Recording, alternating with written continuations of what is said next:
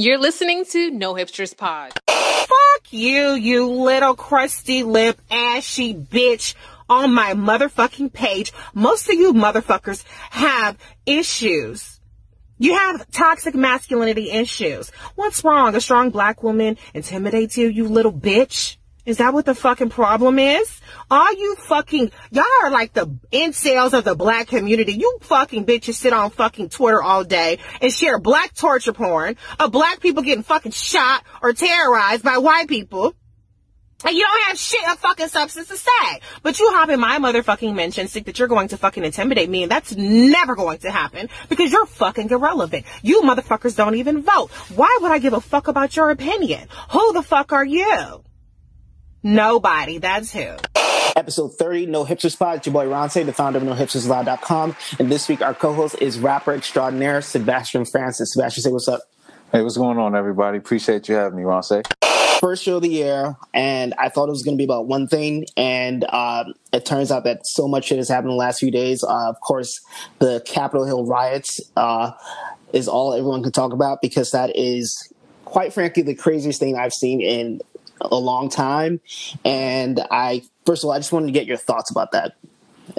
So, it was surprising, but at the same time, it kind of wasn't because, you know, back when, like probably a few months ago, like all the Trump supporters were threatening civil war if he didn't win and all the things that they were going to do to the American people. But, you know, just seeing it happen at that magnitude was kind of like mind blowing. Right, because I live in D.C., so I actually wasn't, I mean, I knew that something was happening, and, you know, people had called me, told me to, like, do grocery shopping ahead of time. I had no idea that it was going to be that big, and I was actually quite surprised at how bold people were. I think we got to see how unafraid a lot of white people are in the presence of police, and I think we got to see that people were just really sure about themselves, and we also got to see that the police, I think, kind of confirm suspicions about where their allegiances lie, because there's a lot of video of them literally letting people into Capitol Hill.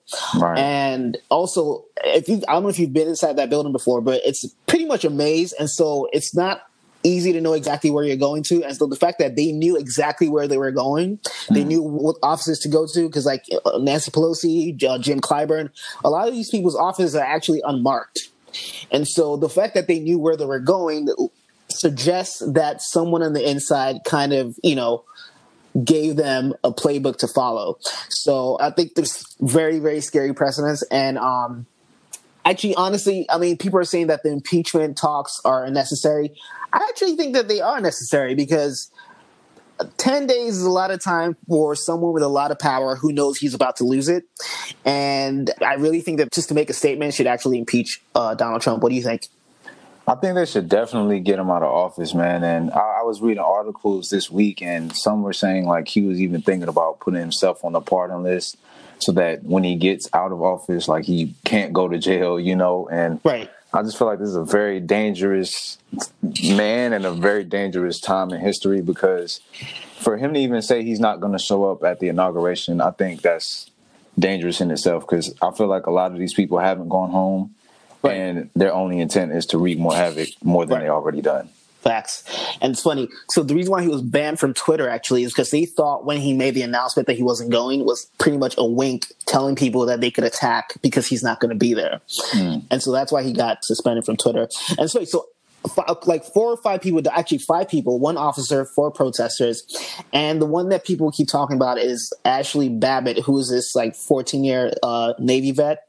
And the whole time I watched the video, and I personally, as a black man, can't imagine a police officer pointing their gun at me and me running towards that police officer. Right. Now, it's crazy, man. It's brave. Right. I mean, and so, I mean, of course, I mean, we were never wishing for anyone's death, but that, I mean, you just have to wonder how she thought that was going to play out. Like somebody, like they told you to stop, and not only did you charge at them, you were trying to break a window and climb through the window to run at the officer. Right. At some point, I mean, that's it's on you. And going back to what you were saying, like they didn't have any fear of the police. It's just like y'all really really went in there with the intent to harm people. Like, there was a picture going around with a guy with zip ties and, right. People in military uniforms and backpacks. And it's just like, it's really no telling what would have happened if he didn't fire that shot. And I feel like, God rest her soul. Like you said, we don't want anybody to die, but that's dangerous. Like their job is to protect the congressmen and congresswomen and people that work at Capitol Hill, so. Right. I don't know, man. It's just, and not to cut you off, but I just, No, you good. I just feel like at this point, man, like it's still always going to be a black and white thing for sure. Yeah. But we're now seeing like this is just good and evil, like bad spirits and good spirits, because it's no reason why y'all should even have gone that far. On June 1st, in this past summer, the DC police arrested 316 Black Lives Matter protesters. On January 6th, they only arrested 61 people altogether. And so I think that further demonstrates just how different, the treatment everyone receives. There definitely were people on the inside working. And, we saw the videos with the cops taking selfies and facts. Like you said, it's amazing there. And there was, I can't remember his name, but there was a black congressman that was saying, he had 2 offices, and one was like a hidden office and one was an office that he doesn't work in. Right, Jim Clyburn. Yeah, Jim Clyburn. And there was like, they found the office where all of his work was at and, deliberately destroyed all of his documents and everything like that. So it's definitely like some inside job. And not to be a conspiracy theorist, but, whoever needs to do whatever kind of probes to figure out who was doing the dirty work, like it needs to happen fast, man, because that's not safe at all for any of us. I don't know if you've heard about Philly rapper Popp Hunna. He has like this song called Adderall, Corvette. It's like it's going viral right now on TikTok. Yeah. And he has, he's famous and he's getting famous, and he's done a few songs with Lil Uzi, who's also from Philly. Right. And at some point, I don't even know why, but at some point someone releases the notes from an interrogation he did almost 6 years ago, I guess 5.5, when he was only 14. Right. And it was a situation where one of his classmates was shot in his presence, and he was asked about it by the police, and I guess he told the truth. And so now he's being labeled a snitch, and Lil Uzi has asked him to take him off of his songs, and like pretty much he's being blacklisted before he even gets to start. And I personally think that at this point, we're now, it's almost pathology, this whole snitch culture. And I also think that we're these new kids, these young boys are kind of misusing the term. And not even just young, I'll say people like our age as well. I don't know how old you are. I was born in the late 80s, but there are people who are using the term incorrectly and calling people snitches when they're not. It doesn't really apply, because the real meaning of the term is when you like rob a bank with someone and then you go tell to save yourself from going to jail. Right. That is snitching. If you're a witness, you're a witness, and that's different. And so I just want to know what your thoughts are, especially because you are a rapper. What are your thoughts about this specific incident? But in general, what do you think about just the whole no snitching culture? So to even backtrack to, the origins of hip hop, it started as a way for kids to express themselves and for kids to stay out of trouble, and do something creative with their time. Because, back when disco was going on, like there wasn't really any space for young black creatives. And fast forwarding into, the 90s and the gangster rap and everything else, like we sort of put this armor on of like being a street character and not snitching and this, that, and the third. And I just feel like it's pointless and it's detrimental to, just young people's health, man, because there is no reason why a kid, he was 14, like in the 9th grade. There's no reason why he should be held up to some standard of being a street guy. Now, just to backtrack, like, I understand, because like when I listen to the song, it's like he talking about a lot of street stuff and talk about shooting and all of that. But we just gotta like get out of this tough guy, like we persona of like we all have to be tough and be street characters to be successful in this industry, because that's really just a way for, you know, the other side to profit off of our trauma and our death and etc. Facts. But I just feel like he shouldn't be held to that. He was a child. He was with his mother. Like, I'm pretty sure his mother was like, you need to tell them what happened, you know? Right. So, I don't know, man. It's just, I don't like it at all. Yeah, and actually, I think it reflects really poorly on like Lil Uzi and everyone who's like taking that hard of a stance and like saying, "Oh, I can't work with you anymore because it's like something you did when you were a kid." Right. I mean, granted, it was only 5 years ago. He's still a kid, in my opinion. Right. But it's like I feel like we're kind of perverted the meaning of that word. Absolutely. And it makes it like when like, and I think honestly we have to kind of blame Cameron for this. That interview, no, really, that interview he did on 60 Minutes, I think, in like 2004. I think a lot of people are using that as the basis of their definition of that word, and he completely got it wrong, in my opinion. Right. You know, so yeah, man, and.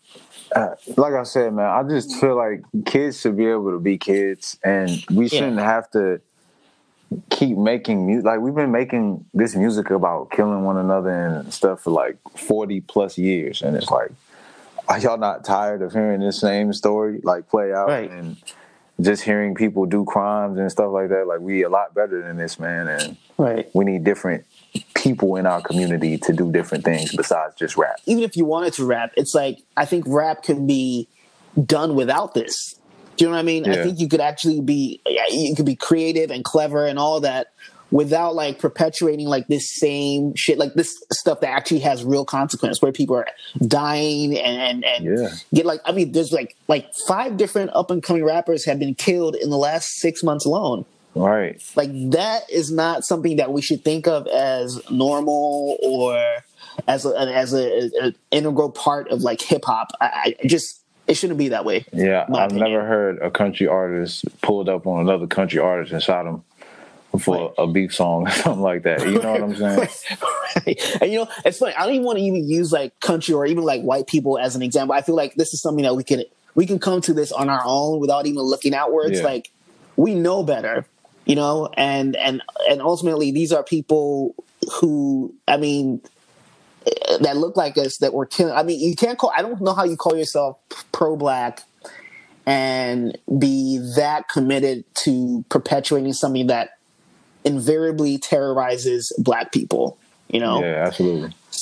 So makes no sense. And real quick, just last thing. I was just watching an interview before this with the guy. He was talking about, you know, a court case that the Game had, and talking about Rick Ross's lyric when he was like, put Molly on the champagne. Y'all will still do records and support people that, you know, talk bad about black women and all of this, but, you know, you faulting this child for telling about his friend losing his friend, and a mother losing her child as well in high school. Right. You know? Right. Honestly, like, I don't even know how Rick Ross got away with that, because that's actually that, you know, a lot of those rapey lyrics are actually quite some, like, even though, do you remember the one about like putting like her pill in her ass, and, you know, in the You Don't Even Know song? I don't even remember that lyric, but that's crazy. Yeah, right. So these people are, and it's funny that people will take less of a stance on those lyrics than they do about someone like talking to the police. Makes no sense at all. Let's talk about OT Genasis. Oh man, he was on the At the End of the Day podcast this past week, and one of the co-hosts, her name is Yazzie, and I guess she'd been like talking about relationship and whatever, but at some point she's talking about, you know, her not needing clout or whatever, and then she playfully calls him baby boy. You went to academics for clout? No, if I wanted that, yeah, I could have gotten it easily, but it's not what I was in it for, baby boy. Oh, okay. Ain't a baby boy. You're a grown man. You're 33. Sold too much. I sold too much. I don't care about that. I know you don't. You're not supposed to care about what I sold and what I've done. But let me tell you something. It's a superstar standing in front of y'all. What's that jacket? What you mean, Sean What's John? the shirt under you? What you mean? It's fucking pretty little What's thing. the earrings that you got on? What you mean? What's the earrings that you got on? I don't remember. What's the shoes that you got on? Oh, respect me. Let me tell you something. I respect you. I'm on a whole nother level. Don't do that. Don't do that. Sweetheart, this is not it. This not junior high school. Okay. I'm in a big league. Okay. I'm in a big league. No. I'm in a big league. Let me say something. Let me let you know something. Let me let you know something. Let me let you know something. I'm in a big league. Right. Listen, let me say something. Right. I'm really rich. I'm not your rich. Right. Or what you look at is rich. Right. No. Really rich. Look. You get what I'm saying? Okay. I'm in a big league. Right. Big league. Right. Okay? Crazy. Right. Don't play yourself. No. Not for no clout. And he gets so mad. I've watched it like a few times, like just to like understand what's going on. It's the strangest thing ever, and I think it plays into like some of the worst stereotypes people have about like shorter men. But because, like, I mean, I still don't get it. Did you see the clip? Yeah, I saw it, and I tried to take it in context, but I really didn't understand where the blow up came from. He's saying that he's a real superstar, and like asking her the labels which she's wearing. It was really odd, and I mean, that was just. I don't get it. I can't even explain what was going on. It was a bit of temper, but it was also like ego. A lot of it's ego, just like, for sure. Like, why did that need to happen? And I don't know why. It was a bad look. Terrible. It was, man. Definitely a lot of ego for sure. With a lot of the industry facades and marketing and just how people really get into character, it makes me think like, okay. I know he was serious, but it was like how much of this was like premeditated in that moment because, I was online and seeing that he made big league t-shirts after that to sell as a result of that interview. Oh, wow. Yeah. So I'm like, okay, was this, was he kind of serious? And the part when he started threatening her, like, I could have people follow you after this. But, yeah, I totally forgot about that. That was intense. Yeah. I'm like, that didn't need to go that far because now you're technically threatening her life. You know what I'm saying? Right. And it just didn't need to get to that point to me. Right. So I still don't get it. Because, like, I mean, what part of that triggered him? Like, clearly he didn't like being called a baby because somehow he feels that must be some kind of trigger for him because I personally can't imagine getting that upset about that. Yeah. And I'm thinking maybe I didn't see the whole interview, but I'm thinking like, okay, maybe her tone and the rest of the interview was kind of like building up to that point, to the point where he just kind of like, it's like, all right, you know what, I'm gonna just put it into place. But right. Just I seen where he was like, I'm the joke in real life, and I got people following you in cars, and your life could. It was just like, bro, like this is crazy. I don't. The ego, ego is a hell of a drug, man. Like it'll have you saying some crazy, ridiculous things in public that you have to like backtrack for.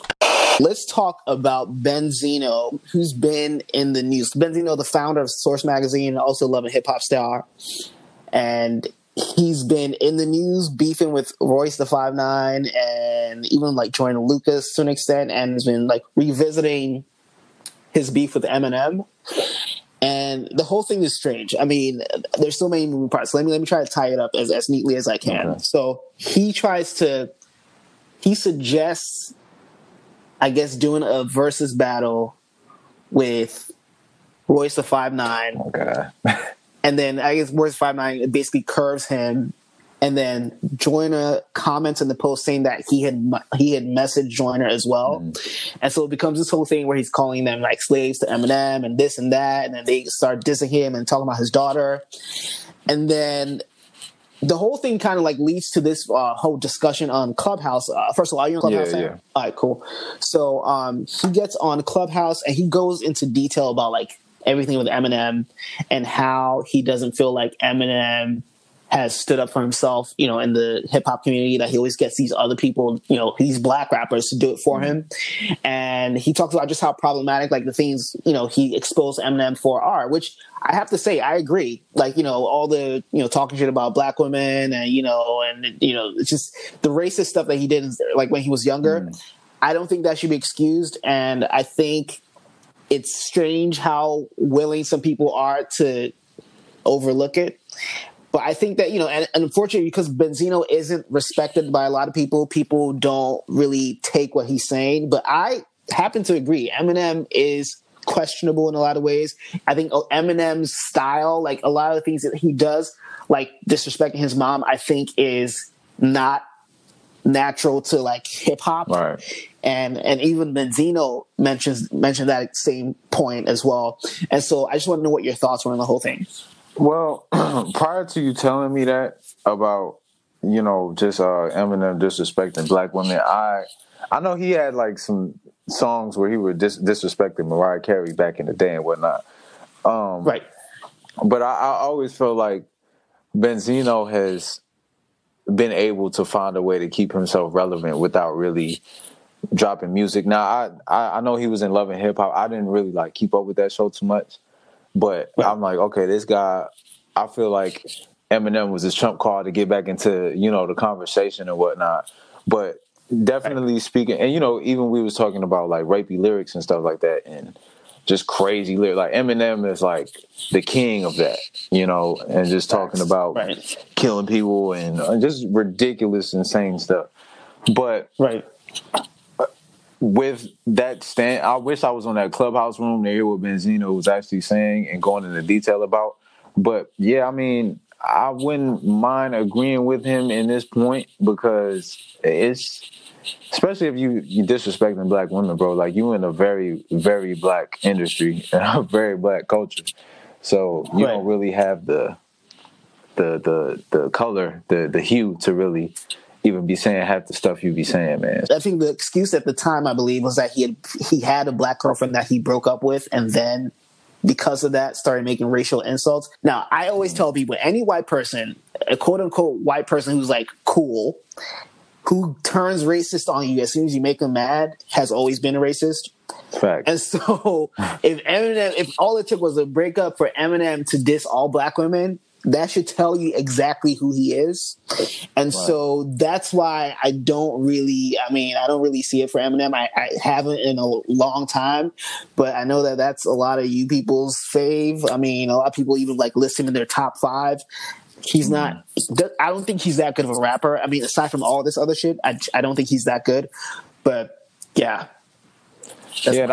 Even, with this conversation, I'm thinking back to when Nick Cannon was going at him, as far as skills concerned, it's kind of unevenly matched, but Nick Cannon was making some very valid points about him in the same line of this topic, just the way he be talking about black women. So, I personally, I don't have like Eminem in my, my headphones like ever really for that matter. And it's just like, he's like put himself as a staple because of his lyricism and whatnot. But I don't really have the time of day for dude, man. In addition to like the whole thing with Benzino, M and Snoop have this burgeoning beef. Snoop, in a recent interview, said that he didn't think Eminem was one of the greatest, which is not like a big deal. But he also, he was saying how like he was talking about how the best hip hop is the stuff he can't live without, and that he can live without Eminem's music. Mm-hmm. And so Eminem gets really pissed, and then disses Snoop Dogg in the song on his new album. And it's just, I mean, I think it's interesting. I'm not mad at Snoop. I was surprised because they are like kind of on the same team. Yeah. But listen, Snoop didn't lie. Yeah, man. Like, I can't think of one Eminem song that was like enriching for my spirit. Like a Tupac "Keep Your Head Up" was. You know what I mean? Right. Everything has been like F you mom and F Haley's his daughter, but his baby's mother and all of that. Yeah, I can't think of one song where I like felt like that song made me feel good. I'm gonna go on throughout my day as a winner. It's never done that for me. Right. Yeah, I really do think he's extremely overrated. I tell people all the time, close your eyes and imagine Eminem was black, and then ask yourself how you feel about his songs, and I promise you, it won't be the same. Because it's just not that good. I never done that. I'm gonna try that today. Yeah, I'm gonna try that today. You should. Winners and losers. Sebastian, you're the guest. I'll let you go first. I mean, this is probably a general consensus, but the biggest loser right now is Trump, man. He's banned from every social media platform. He's getting kicked out of office, possibly getting impeached this week, and I mean, it's looking bad for him. Yeah, it's looking real bad for him. His support and his base is still strong, but you know, his career as president and his political career is done with for sure. Definitely. Any winners? Winners. That's a good question. I would say Jay-Z is definitely continuing to win. You know, okay. He's got the Grammy nom. He's in the cannabis industry. He's been helping get people out of jail at these protests and whatnot for years, and that's somebody who's continuing to, you know, invest into the community. Have you bought any of the Monogram products? No. Not. I haven't. I had to stop doing all that stuff after I had COVID. It's like, oh shit! When did you get COVID? Man, I had COVID. I can remember the day I first had symptoms. It was the 29th of November, and I didn't like celebrate Thanksgiving or go to anybody's house. I think I got it from going to the gas station because I didn't have a mask on at one time. Damn. And yeah, man, I'm still having like chest pains and like heart pains and all type of stuff on me. Oh man, it's not a game. Yeah, damn. Sorry to hear that. It's all good. All right, so my loser of the week, without a doubt, the insurrectionists who stormed Capitol Hill. I mean, we've already talked about them, so it's clear they are dumb and they are everything that's wrong with America. And yeah. All right. So definitely losers. Also, Carrie Hilson is my second loser. So oh man! Today she got on Instagram defending. Well, she claims she's defending free speech and saying that it's dangerous that for Trump to get banned. And when people say that, I think it becomes obvious that a lot of people don't understand how free speech works and how free speech doesn't mean that people can't react to things you say. And so, yeah, I wish she left that one in the drafts, but unfortunately she didn't. Winners would be Raphael Warnock and John Ossoff. Oh, yeah, absolutely. Who are the first Black and Jewish senator from Georgia, respectively. And yeah, I think it's definitely a new day. I think people are a little bit hyped, though. I mean, it's the Senate is literally at a tie, and also a lot of the Democrats are like from purple states, so they can't really do everything that people want them to do. So I don't think it's going to be as rosy as we think, but it's definitely puts us in a better position. Sebastian, thank you so much for stopping by. Thank you for having me. Yeah, for sure. Before we leave, plug your social media and everything else you got going on. All right. So if you guys want to follow me, my social media everything is Sebastian F Music.